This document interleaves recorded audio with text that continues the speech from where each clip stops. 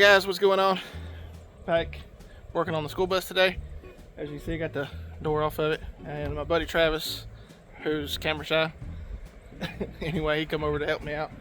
So I'll show you what we're doing, and real quick, and oh yeah, apologize because we ain't really put out a video most of the summer. It's just been hot and I've been working, and it's one of those things where it's kind of hard to put all that stuff together. But anyway, you see we got all this crap here took apart, and Travis come over and helped me today. So you guys remember I was working on it, and I had took the two door halves where they bifold and put them together. Well, then it left a super big gap here off this side. Well, I managed to get my RV latch and everything for it. So Travis came over today, and I was already kind of working on it, but he helped me kind of get it going, and we welded up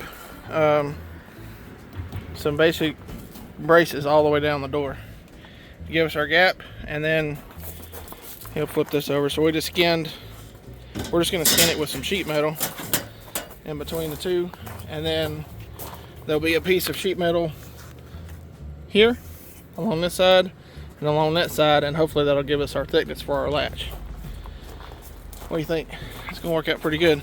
So now what we're gonna do is split the difference between the two window sills, and then basically just rivet this on. We thought about drilling and plug welding, but I think rivets will look nicer, get a little better look. So I'm gonna work on that.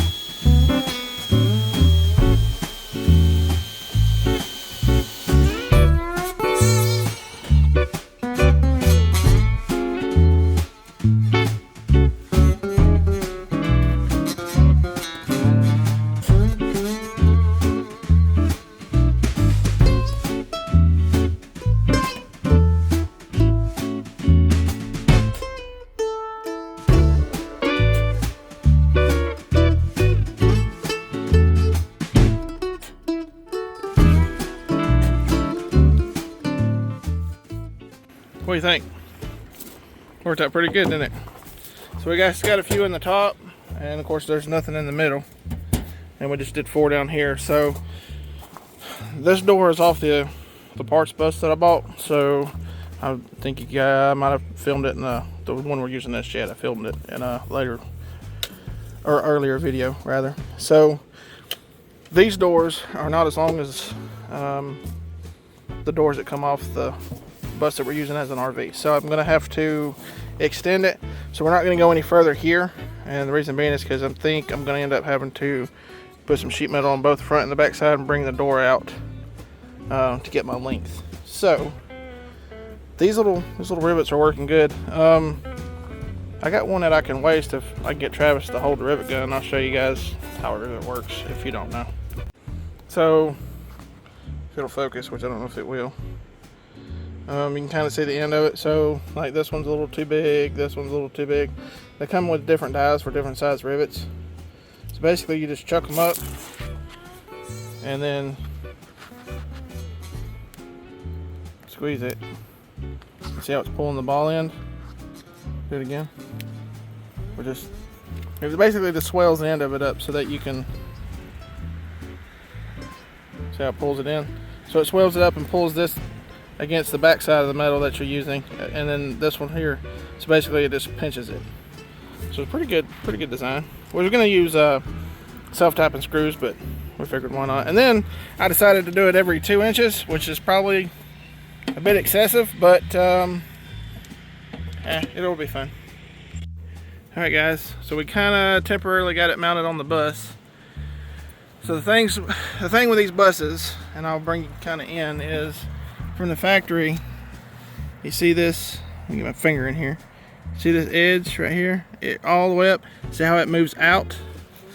On these buses, the hinges are made to lay in. You can probably see it more on this side.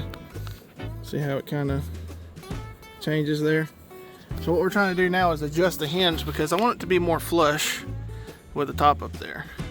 In order for it to sit about where I want it, which is somewhere right in that area, as you can see the lines look about the same all the way across, I get a gap down here at the bottom where the door doesn't lay flush, which we already talked about it in another video. I got to bring the door down about another 3 inches to fix this.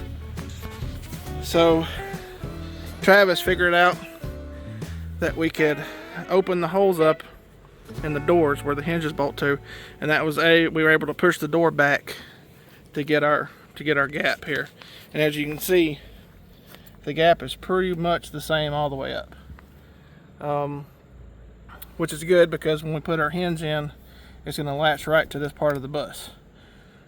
So it actually turned out really good. Of course, this is loose right now because we got to put some more rivets in it.